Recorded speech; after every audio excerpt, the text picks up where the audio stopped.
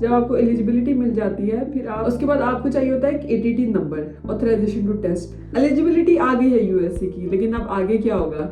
क्योंकि मैं एक सीरीज बना रही हूँ जिसमें शुरू से एंड तक आप लोगों के साथ शेयर करूँगी आप लोगों ने किस तरह अपना प्रोसेस अप्लाई करना है, पहले क्या स्टेप है, उसके बाद कितना टाइम लगता है, कितना पैसे लगते हैं। ये सब चीज़ें मैं आपको लिंक में नीचे भी अपनी प्लेलिस्ट के डाल दूंगी अगर आप किसी ने डिटेल शुरू से एंड तक देखना हो तो। आज हम डिस्कस करेंगे कि अगर आपकी एलिजिबिलिटी आ गई है तो अब उसके बाद का क्या प्रोसेस है। उसके बाद आपको चाहिए होता है एक ATT number, authorisation to test. उसके लिए आपने अप्लाई करना होता है।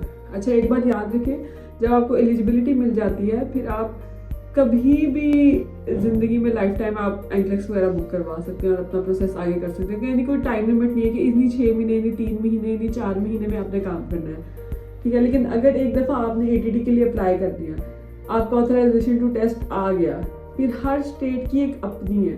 अभी रिसेंटली मेरे फ्रेंड ने भी अप्लाई किया, उनकी जिस स्टेट में किया उसकी 4 मंथ की थी जो टाइम स्टैम्प था। मैंने न्यूयॉर्क से किया, वहाँ पे 6 मंथ के विद इन करना होता है। तो इसका थोड़ा सा मैं बता देती हूँ कि नॉर्मली जब हम अप्लाई करते हैं ATT के लिए तो उसके चार्जेस होते हैं $200। मेरे पाकिस्तानी डिडक्ट हुए थे 64,000 रुपीज़ समथिंग, 64-65 बनते कम है, लेकिन टैक्सेस करते हैं तो वो ओवरऑल मिला के 60-65,000 रुपीज़ आपके कट जाता है। डॉलर रेट पर डिपेंड करता है।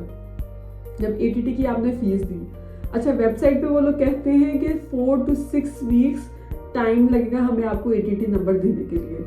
लेकिन जब मैंने अप्लाई किया, मैंने 8 को अप्लाई किया था गलबन, और मेरा विद इन 2 डेज उन्होंने मुझे ईमेल कर दी थी ATT के साथ। मैं बड़ी सरप्राइज हुई क्योंकि मेरे जहन में ये चल रहा था कि 6 वीक्स यानी 2 महीने, 1.5-2 महीने तक आएगी ATT, उसके बाद 6 मंथ हो गए, तो मेरे पास 8 से 9 महीने हो गए एंक्लेक्स के लिए। लेकिन अब चूंकि ATT विद इन 48 आवर्स आ चुकी है तो अब मुझे with in 6 month exam book करना है। तो आपने पहले वो स्टेट में कंफर्म कर लेना है। कुछ स्टेट में ऐसा भी है कि 3 मंथ्स के अंदर अंदर आपने बुक करना होता है एग्जाम। अब इसमें एक और ट्रिकी चीज़ आती है कि अगर आपको लेट्स से आपका 4 मंथ की है और आपके पाकिस्तान में एक ही सेंटर है, तो आप जाके फ़ौरन से अपना देखें आपका जो सेंटर नियरेस्ट बन रहा है उसमें कितनी स्लॉट्स अवेलेबल है। क्योंकि ऐसा भी होता है कि आपके पास 3 मंथ्स की लिमिट थी और स्लॉट्स ऑलरेडी बुक थे और आपने 1 महीने तक बुकिंग नहीं करवाई, तो जिसकी वजह से आपको कोई स्लॉट से नहीं मिला। फिर आप फिलीपीन जा रहे हैं, नाइजीरिया जा रहे हैं, डिफरेंट कंट्रीज में जा रहे हैं फ्लाई करके, सो वो एक और एक्सपेंस एडअप हो जाता है। सो इट्स ऑलवेज बेटर कि हम अपनी स्टेट कंफर्म करें, उसमें कितने मंथ हमें ATT एलिजिबिलिटी मिलती है। 6 मंथ्स है, 4 मंथ्स है, 3 मंथ्स है, वो हमें पता होना चाहिए। और उस मंथ के अंदर हम टाइमली अपना एग्ज़ाम बुक करवा लें, सही है।